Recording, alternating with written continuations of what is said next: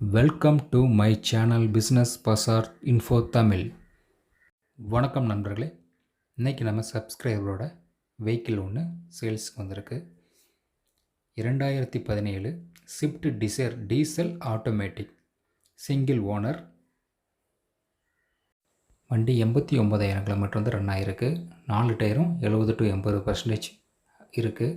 Alloy wheel, இன்டீரியல் எல்லாமே நீட்டாக இருக்குது. நீங்கள் வண்டியை டைரெக்டாக ஓனர்கிட்ட பேசி டெலிவரி எடுத்துக்கிடலாம்.